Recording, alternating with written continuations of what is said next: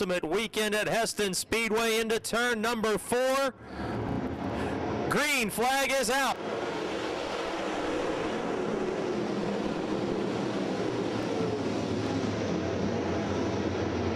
Jerry Bard in car 26 gets the jump on Lupfer.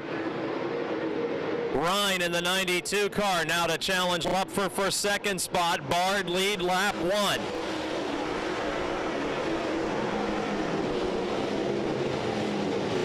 And Lupfer back to third as the pole starter loses 2 positions in a single lap. All 27 cars cleanly through lap number 1. Jerry Bard from Shippensburg, Pennsylvania continues to lead. Jeff Rine from Danville, Pennsylvania in the second spot. Rine has been a feature winner with 3 different race teams in his career as one of the all-time leading Central Pennsylvania late model winners. Austin Hubbard sits fourth behind Lupfer. Then it's Rick Eckert, Boom Briggs, and Scott LeBarron now the man on the move in car 8L down the backstretch. He dives beneath the 99 of ULMS champion Boom Briggs, and LeBarron gets a position. Scott LeBarron in the 8L passed a host of race cars in the Midsummer Speedmonster event here at Hesston for a brilliant run. He has now made his way around the 6 of Jamie Lathroum, the 99 of Boom Briggs, and LeBarron is closing in on Rick Eckert.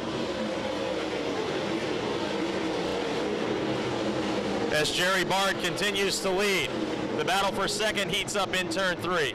Lupfer, the pole starter, tries to fight Rine for the second position that he held briefly on lap 1 before the third place starter of Rine advanced. Rine in the 92 and Lupfer in the 06. Second and third place, many car lengths behind Jerry Bard early on in this event. And now Rick Eckert makes a move. In the middle of the front stretch, the 24 of Rick Eckert dives beneath the 11 of Austin Hubbard. Those 2 drivers faced off for a couple of seasons of World of Outlaws action. Hubbard now back in his family-owned number 11 car. And Eckert in the 24 fighting for 4th position. LeBarron in the 8 makes that a 3-car battle. Eckert to the inside of young Austin Hubbard, the Delaware driver. Eckert, in addition to his World of Outlaws championship, several times a Bedford Speedway champion. For the moment, Hubbard holds down 4th position. Eckert 5th, LeBarron in 6th.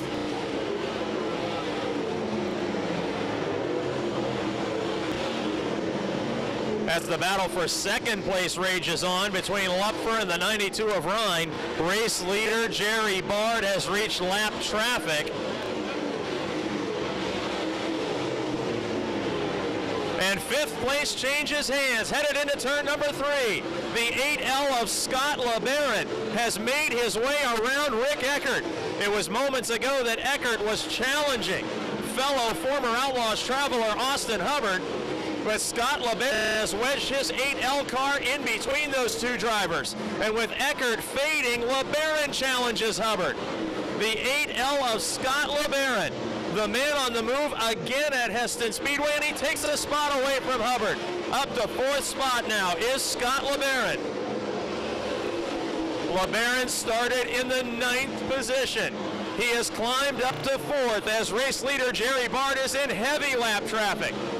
Headed into turn number 1, the black 26 of Jerry Bard has made his way around Gregg Oaks. Oaks, the first car to go a lap down. So far, caution-free in the Moonsault 44. Second place battle, Lupfer on the inside, Rine on the outside, and Lupfer, who started on the pole, reclaims the second spot. It's now Bard, Lupfer, Rine, and the fast advancing LeBarron. LeBarron has not only passed Briggs, Eckert, and the 11 of Austin Hubbard, he has pulled away from them and is closing on 3rd place racer Jeff Rine.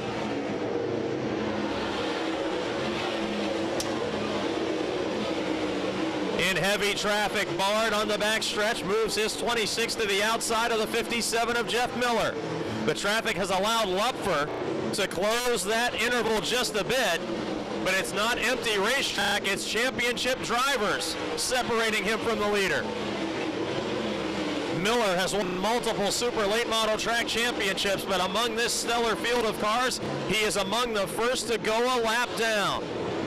Bard in the 26 facing three wide traffic in front of him. As he has caught the tail of this field, Mike Lupfer is catching the tail of Jerry Bard's number 26 car. On the backstretch, Bard with a few car lengths in front of and behind him of clear racetrack. He will be approaching the Bob Dunn 34 and the 03 of Doug Eck, who are battling for position. Lupfer in the yellow 06 may be able to capitalize here in traffic. Meanwhile, the 92 of Rine entering the backstretch, feeling the pressure of the 8L of LeBarron. Scott LeBarron, the 9th place starter, is threatening to take over third position.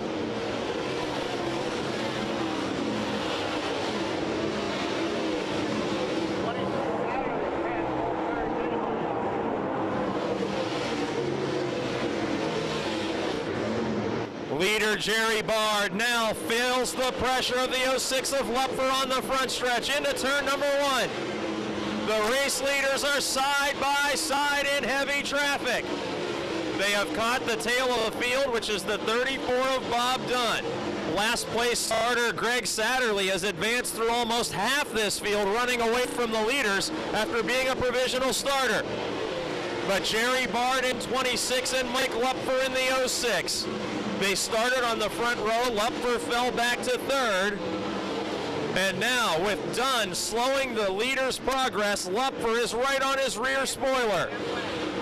Halfway home, 22 laps down, 22 remaining. Jeff Rine a distant third.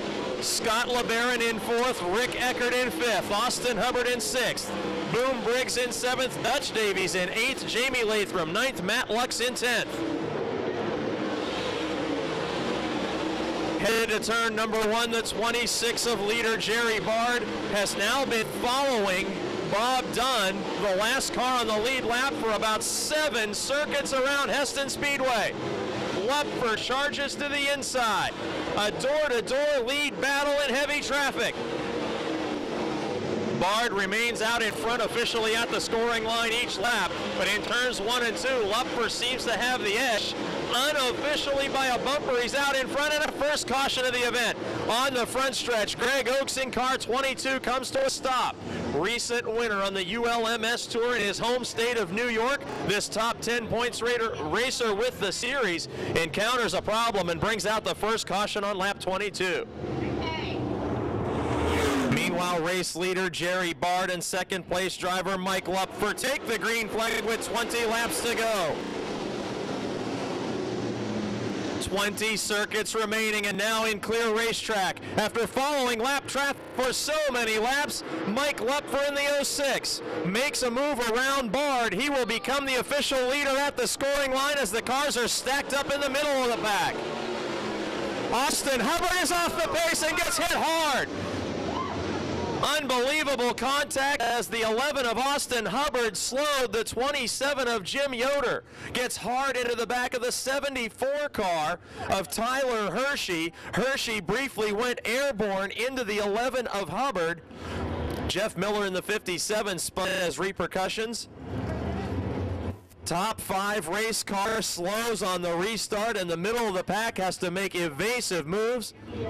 And a disastrous collision for Yoder and Tyler Hershey here on the front stretch. Boom Briggs, the ULMS champion in 5th green, is out.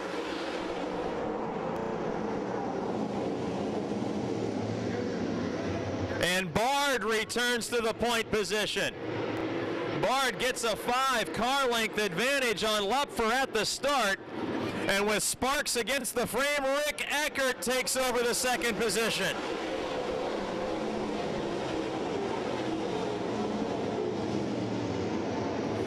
Eckert's number 24 car was showing sparks in turns 3 and 4. Nevertheless, he makes his way around Lupfer's 06. LeBarron 4. Briggs in 5th, then Matt Lux. Gregg Satterlee, R22, has cracked the top 10 after starting 27th on the grid. Satterlee in the 44 of Hess Jr. battling for 7th position. Up front, entering the back straightaway. Bard with a serious challenge now from Eckert. Scrub Rick Eckert of York, Pennsylvania takes to the outside lane of Hesston Speedway and takes the lead from Jerry Bard in car 26. Eckert now showing the way. He has won unsanctioned major events this season as well as a World of Outlaws feature, and the former Outlaws and Bedford Speedway champion shows the way here in the Moonsault.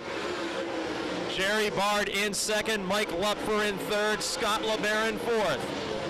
Then it's Boom Briggs, Matt Lux, and Dave Hess Jr., the 44 of Hess Jr., challenging Lux to the outside. Then it's the 22 of Satterlee, the 27th place starter.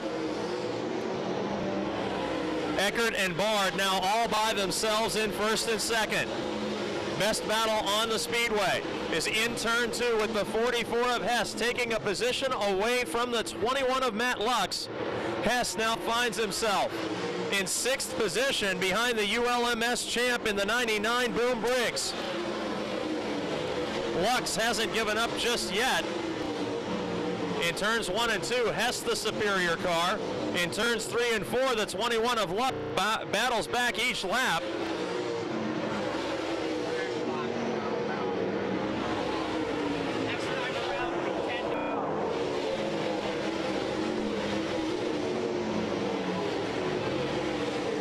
Hess has now completed the pass of Lux and has a couple car lengths of breathing room with 10 laps to go. Hess is closing in on the 99 of Boom Briggs.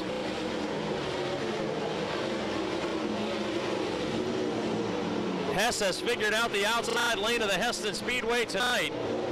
Hess needed a B main to transfer into tonight's feature event. Hess took the green flag in the 20th position. And now up to 6th.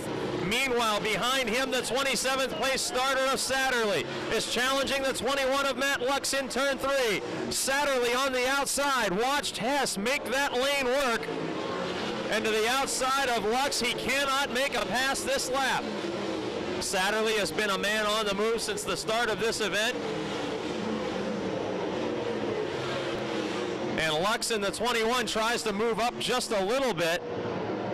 They are side by side in turn 4. And as Satterlee challenges Lux, Hess moves into the top 5. The 20th place starter in car 44, Dave Hess Jr., takes the position away from Boom Briggs, the ULMS champ. And Hess from 20th to 5th.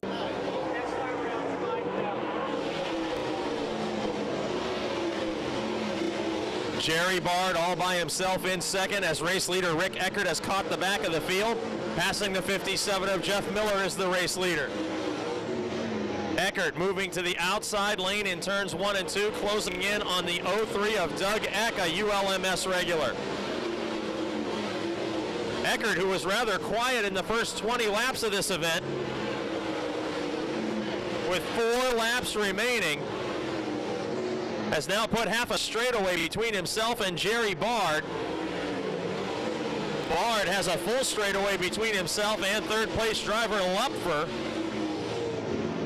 In 4th, LeBarron. In 5th, Hess Jr. In 6th, now Satterlee, as Satterlee has moved by both Matt Lux and Boom Briggs.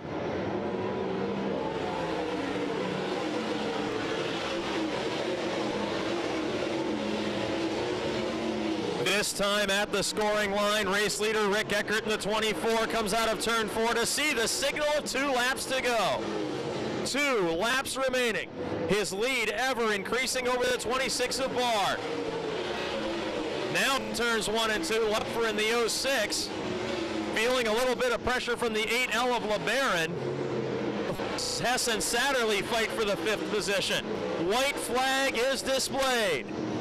The veteran campaigner from York, Pennsylvania, champion of the Bedford Speedway, champion of the World of Outlaws Late Model Tour. In a rare visit to Hesston Speedway to kick off Ultimate Weekend, Rick Eckert wins the Moonsault 44 over Jerry Bard. Scott LeBarron in third, Mike Lupfer fourth, and 20th starting Dave Hess Jr. will finish fifth. Well, Rick Eckert, congratulations to you on a fine run. First of all, let's talk about the Hesston Speedway and you. Not a tremendous amount of history there. I've never been here before. It's an awesome little racetrack. It's not as low as they told me either. It's bigger than I thought. When I got here, I looked at it and man, it was slippery and then it started to rubber and I wasn't very good on that before I restarted. I just thought I'd just try to do it outside and see if I could find maybe some speed. I finally made a bunch of speed off with 2 over there. I really wasn't good anywhere else, but once I got the lead, I figured that if I could man up and get by them, then they had to pass me, so it worked out for us. Well, you got to give an interview, because my next question was going to be, you didn't do much in the first half of this event at all. It was the track that changed, and nothing that you did from inside the cockpit to find that speed in the second half? I mean, I changed my driving style. There's not many cars you can change. I think we're all on the same tire, us first couple guys. I don't think any of us were on the right tire. I think their tire's straight, and my tires went a little bit longer than ours did. Well, tonight is, let's say, a practice run with an awful lot of profit to it. What do you think the odds are tomorrow when the car count's only going to increase for the Ultimate? I think it's cool. It's going to be a great race. I have some fun. I didn't even look. More than tonight. More laps are better. Tonight's 44 laps, tomorrow's 71 laps. Have you ever run a 71 lap feature in all racing that you've done in your career? I'm not sure I have. I don't think I did. Well, I know the Rick Eckert fans are hoping they're going to lead that 71st lap. How about a chance to thank sponsors and crew for this run tonight? Well, I got to thank my crew, Bob and Eddie and my wife. Crystal, they're out here freezing with the rest of us. My mom and dad, that Gill back there, they made it, so that's pretty cool. I want to thank also Performance J.D. Salvage, J. Dickens Race Engines, Butcher Tire, Richie Sandblast, and right down the road here in Woodbury. Hopefully that guy made it tonight. I ain't seen him yet. His brother Patty's been here helping us all weekend, so you know, and every other name on this car helps us out. You know, without them we couldn't do it, so we got to thank them all. Ladies and gentlemen, he's made one visit to Hesston Speedway and walks away with the big check tonight from York, Pennsylvania, Rine Eckert.